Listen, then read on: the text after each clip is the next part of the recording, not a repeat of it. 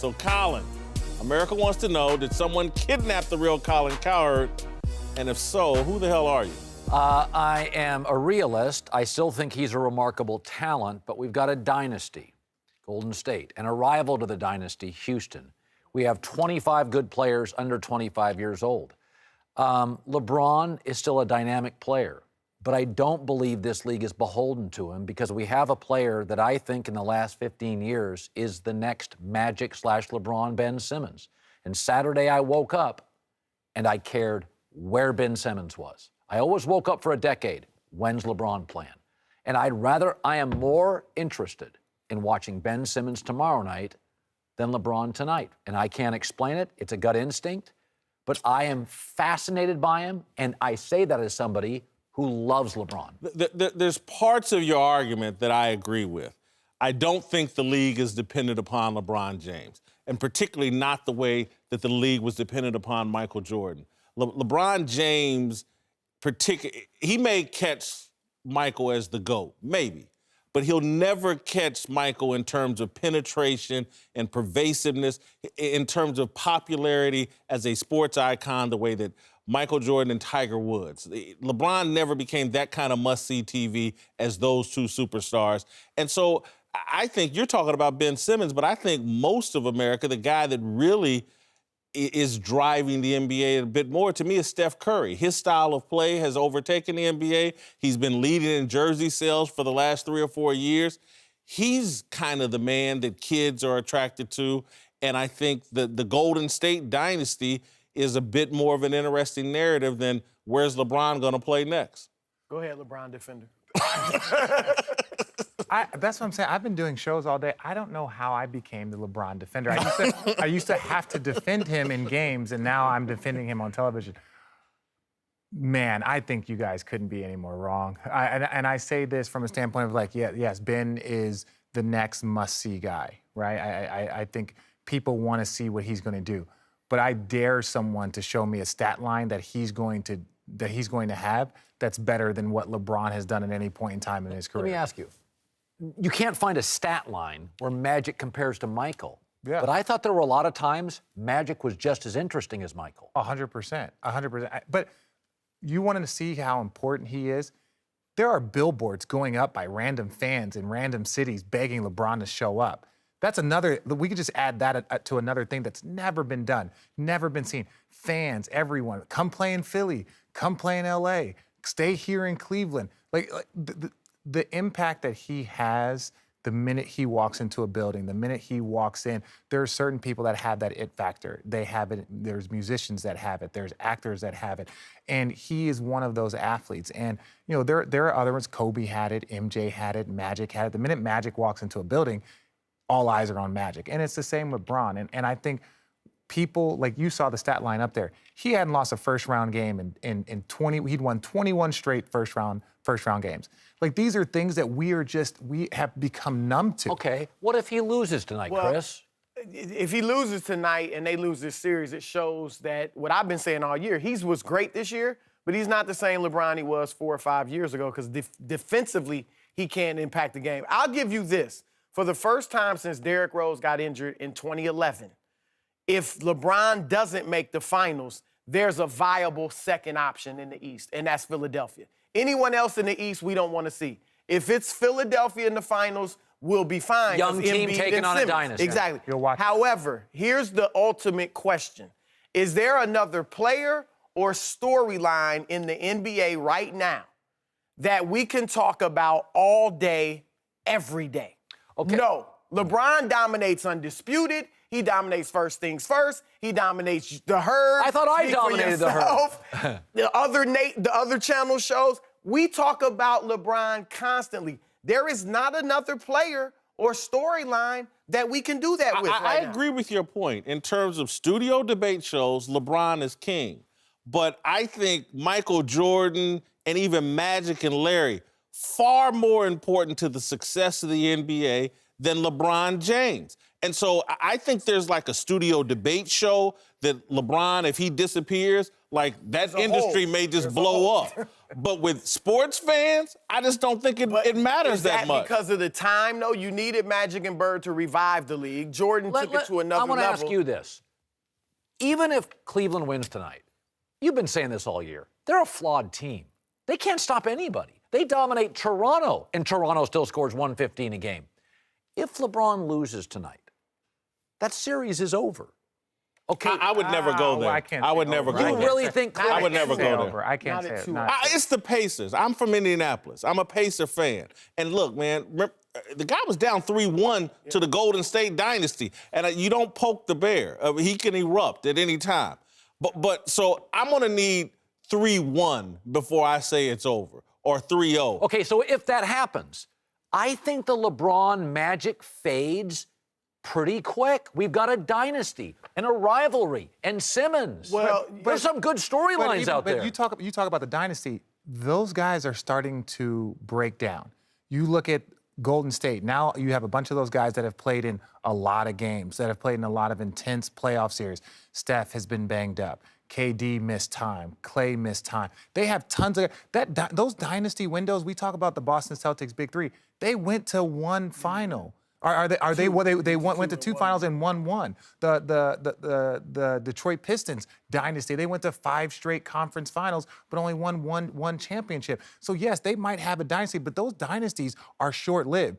What LeBron has been doing has been for 13 years, and he has an ability to do it another 3 or 4 years at a very, very high level. So we can't just say, oh, well, we have a dynasty, because the dynasty can be gone very, very quickly.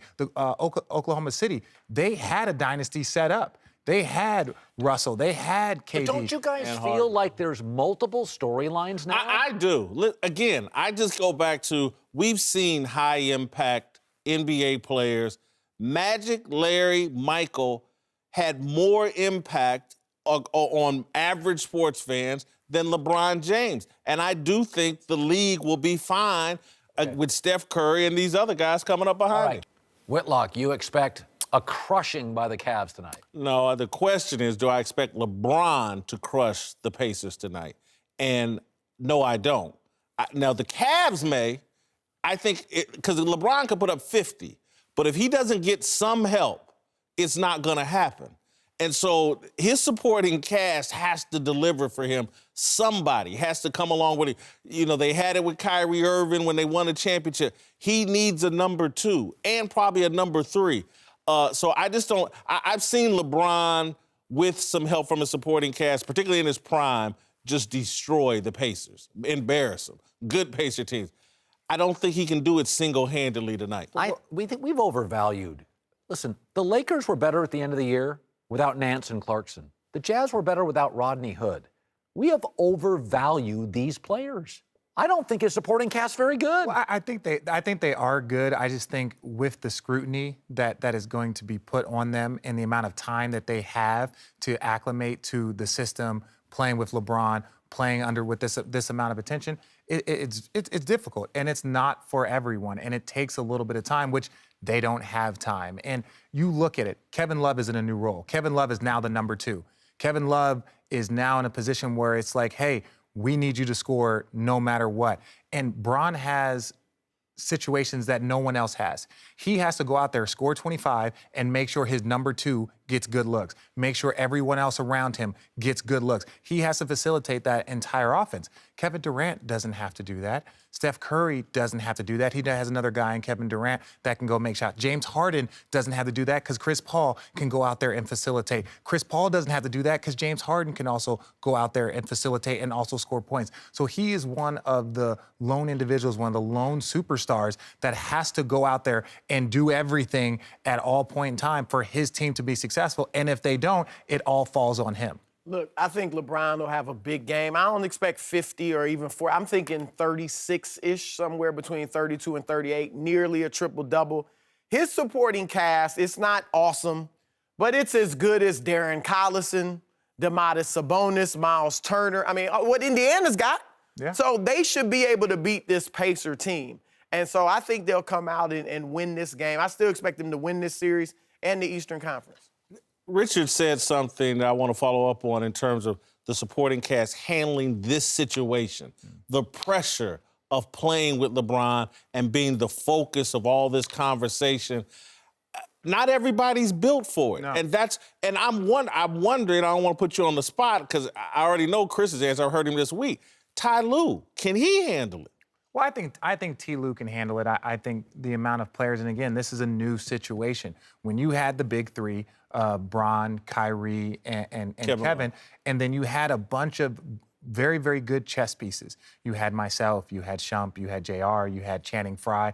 You had a bunch of chess pieces that, if you want to play small, okay, we're going to go with Richard and Bron at the 4. You want to play big and play with multiple bigs, and okay, then we're going to play Channing Frye and we're going to play with Kevin and we're going to spread the floor out. Some of those chess pieces, aren't there, and guys that are playing, Hood, Clarkson, those are the individuals that need to step up. You need someone to be able to go and score Jeff Green. You need to go 16 to 18 points. You need someone to give you a double-double. You need energy. You need defensive stoppers. Those are what you need. And it's game one where they didn't shoot the ball well. They're going to shoot the ball better, but it's a matter of whether or not they can stop guys. I would have liked to have seen him, and I still would like to see him start Jose Calderon and Larry Nance Jr. because Nance Jr. brings the energy you talked about. Calderon isn't a great individual player, but his chemistry is great with them. His basketball IQ is high. They're 23-9 when he starts. So I think he should be playing. I'll go to this one more time. I have the exact number. We know they've matched up really well with Toronto. And last year, when they played Toronto and had to shut them down, Jason, they just did. In the last 2 times Cleveland's played Toronto, they've won the game, and you felt like they were in control. Toronto's averaged 117.5 points. Listen, this Cleveland team, all the LeBron teams they've ever been on, there were moments when you thought he's squeezing the team out. This Cleveland team, they can't stop anybody. But defense wasn't their problem in game 1. I mean, they held 98 points. You should be able to win. But to your point about defense, what are your thoughts on Tristan Thompson not playing until the end of that game? Well, I think he was out of the rotation. I think Larry Nance has been giving them a big boost. I don't know how healthy Tristan's knee is. Tristan had that long stretch of games where he didn't miss any. And so, but I would not be surprised to see a J.R. Smith, in the starting lineup, a Tristan Thompson now getting a chance. Guys that have been in this fire, guys that have been in these moments. I wouldn't be surprised to see a couple of these guys playing a little bit more. Even a guy like Kyle Korver, who didn't play very many minutes. He was coming off, I think, a minute restriction. To see Kyle Korver playing and having an impact very, very early in these games. I think in these moments you start to say, okay, we're going to go with guys that have been in this fire, and everyone else, the Clarkson, the Jeff Green, the Ronnie Hood, the Larry Nance, we're going to have you guys earn your way in. Okay, we're going to have you guys kind of fight your way in, and let's see what you can give us, because I'm going to go with guys that have been in this fight before. Richard, you don't have to dwell on this long, but I got to ask. Tristan Thompson, the Kardashian controversy, any impact in that locker room?